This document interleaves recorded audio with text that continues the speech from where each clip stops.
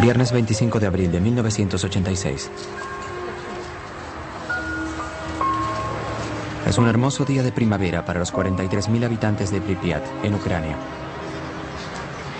Es un día que quedará grabado para siempre en sus memorias.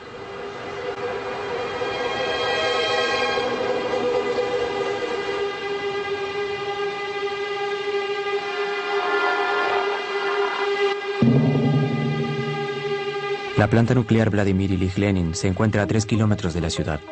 Allí trabajan varios miles de personas. Esta noche, los 176 empleados del bloque 4 reciben la orden de probar un sistema de autoalimentación del reactor. Algo que podría ahorrar energía. A la 1:23 am se desactivan los sistemas de seguridad y comienza el experimento.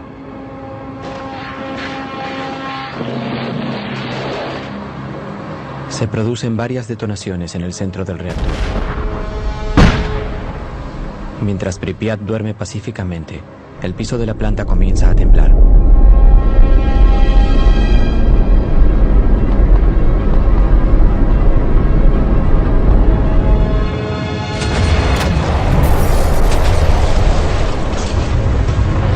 La tapa del reactor de 1.200 toneladas sale disparada hacia el aire. Una poderosa corriente de vapor radioactivo libera uranio y grafito a cientos de metros de la planta. Del enorme hoyo, una llama cargada de partículas radioactivas se dispara 1000 metros hacia el cielo. Mientras los niños juegan en las plazas, los hombres del coronel Gerbeniuk pasan el día tomando las primeras lecturas de radioactividad en la ciudad. Un ser humano puede absorber hasta 2 rontgens por año sin verse afectado. Pero el cuerpo se contamina letalmente si recibe más de 400 rontgens. Durante ese primer día, los habitantes absorben más de 50 veces lo considerado una dosis inofensiva. A ese ritmo, alcanzarían la dosis letal en 4 días. 30 horas después de la explosión, se toman las primeras medidas de seguridad. Llegan 2.700 autobuses a la ciudad. A las 2 p.m. los militares anuncian que la ciudad debe evacuarse por completo. En 3 horas y media, evacúan pacíficamente 43.000 personas. Mientras tanto, las nubes llenas de partículas radioactivas viajan al norte por el viento. Entre el 26 y el 27 de abril viajan más de 1000 kilómetros sobre Rusia, Bielorrusia y el Báltico. El 28 llegan a Suecia, donde detectan el aumento de radioactividad cerca de una de sus plantas nucleares. Tomó más de 48 horas obtener información precisa del desastre. 2 días durante los cuales los 43.000 habitantes de Pripyat se exponen a la contaminación. La crisis continúa creciendo. En el fondo del reactor arruinado, 1.200 toneladas de magma hirviendo continúan ardiendo a más de 3.000 grados, enviando litros de gas y polvo radioactivo a la atmósfera. 28 de abril. Debido al fuego, la temperatura a esa altura era de entre 120 y 180 grados centígrados. La fuerte corriente de aire caliente radioactivo que emana del reactor hace imposible acercarse. Comienza un gigantesco ballet. Los mejores pilotos regresan del frente afgano para pilotear helicópteros con soldados que arrojan bolsas de 80 kilos de arena al fuego, con las manos desnudas. Esperan sofocar el fuego llenando el reactor con toneladas de arena y ácido bórico, que neutraliza la radiación. El primer día realizan 110 salidas, el siguiente 300. El nivel de radiación sobre el reactor es de más de 3.500 rontgens, casi 9 veces la dosis letal. Algunos pilotos realizan hasta 33 vuelos el mismo día. Desde que comienza la crisis, las víctimas de radiación son enviadas al Hospital número 6 de Moscú.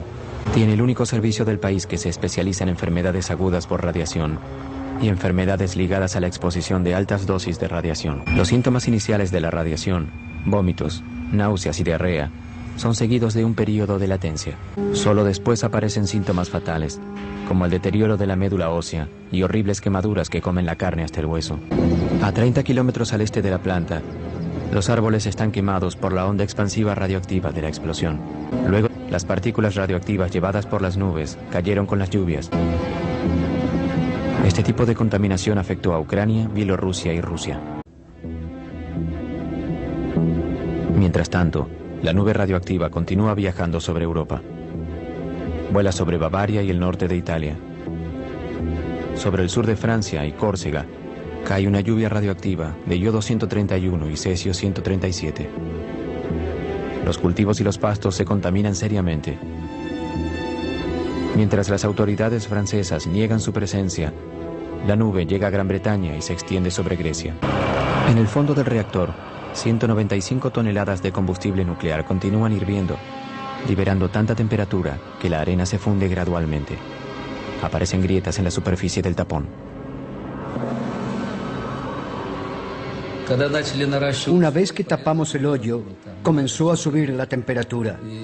Sentimos miedo porque eso podía causar una segunda explosión. Era aterrador. Llegaron científicos para tomar lecturas. Estaban muy preocupados. Temían que se llegara a una temperatura crítica que causara una segunda explosión. Eso hubiera sido una tragedia terrible. El bloque de cemento bajo el corazón del reactor se calienta y corre el riesgo de quebrarse. El magma amenaza con filtrarse. El agua que los bomberos arrojaron durante las primeras horas del desastre se juntó bajo el bloque. Si el magma radioactivo entra en contacto con el agua, podría provocar una segunda explosión, aún más devastadora que la primera. Si el calor lograba quebrar el bloque de cemento, 1.400 gramos de la mezcla de uranio y grafito entrarían en contacto con el agua y provocarían una nueva explosión.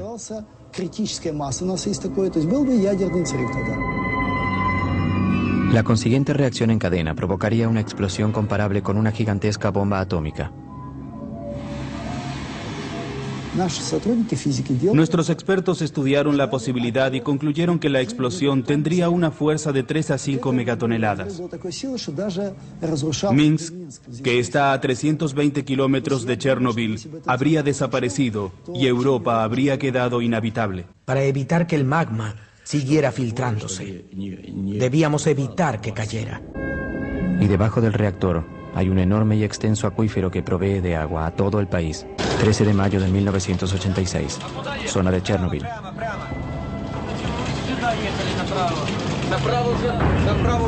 Su misión, llegar al reactor desde el único acceso posible, el subterráneo. Para limitar la exposición a la radiación, los mineros cavan 12 metros hacia abajo antes de dirigirse hacia el reactor en llamas. Luego, cavan un espacio de 2 metros de alto y 30 metros de ancho para instalar un complejo sistema de enfriamiento a base de nitrógeno líquido. Batallones de 30 mineros se van relevando cada 3 horas, 24 horas por día.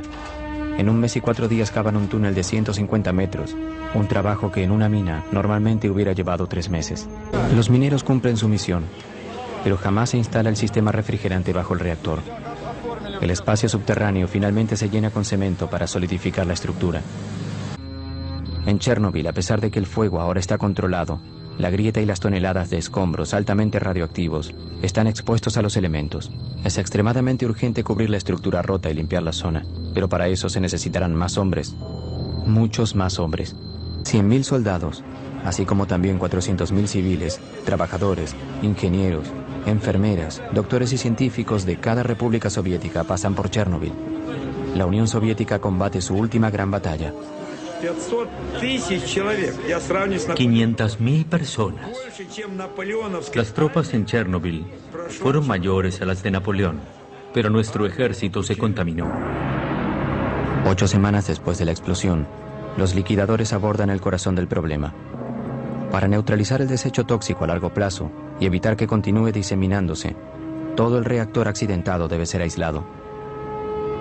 Lev Borchakov es uno de los ingenieros que diseña la enorme estructura que cubrirá por completo el reactor 4. ¿Cómo se puede construir una estructura monumental en un lugar donde los humanos pueden trabajar solo unos minutos o incluso unos segundos por vez? Los trabajadores solo pueden permanecer unos minutos para evitar recibir una dosis fatal de radiación. Pero el descubrimiento de un nuevo problema obliga a detener el trabajo. El techo de la planta está cubierto por piezas de grafito altamente contaminadas. Una sola pieza despide suficiente radioactividad como para matar a un hombre en menos de 1 hora.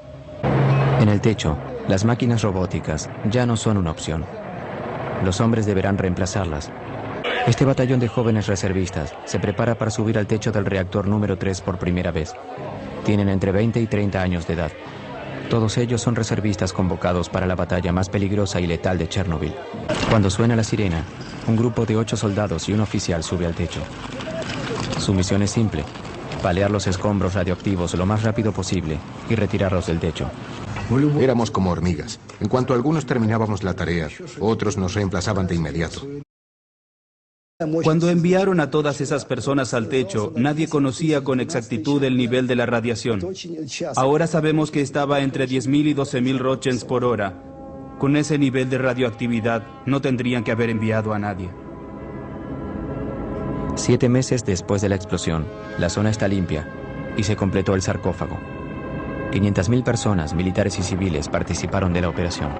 Según el ejército, de los 500.000 liquidadores de Chernobyl, 20.000 ya murieron. 200.000 son oficialmente minusválidos. Pero durante 2 décadas, oficialmente solo se atribuyeron 59 muertes al desastre de Chernobyl. No se realizó ni un solo estudio a los 130.000 refugiados de la zona. El Estado no realizó ni una sola estadística de los 500.000 liquidadores.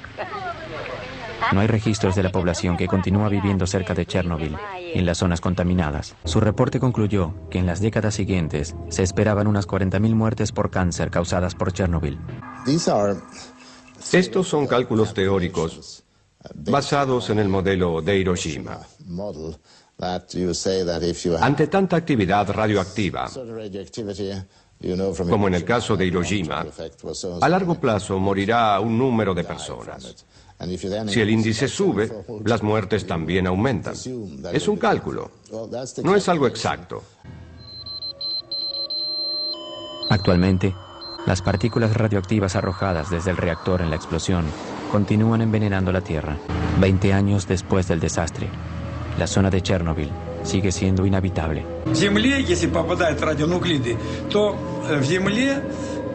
En 5 años, los radionucleidos se hunden 5 centímetros en el suelo contaminado. 20 años más tarde están 20 centímetros bajo tierra. Continúan contaminando todas las plantas. Para limpiar eso, deberíamos quitar 20 centímetros de tierra y enterrarla en contenedores sellados. Actualmente, 8 millones de personas viven en zonas contaminadas de Ucrania, Rusia y en especial Bielorrusia. Por 20 años se alimentaron de una comida radioactiva que continúa contaminándolos de a poco. Este tema, planteado en 1986 por la delegación soviética en la Conferencia de Viena, se ignoró sistemáticamente. 1.152 niños fueron operados de cáncer de tiroides entre 1986 y 2002 en el centro especializado de Minsk.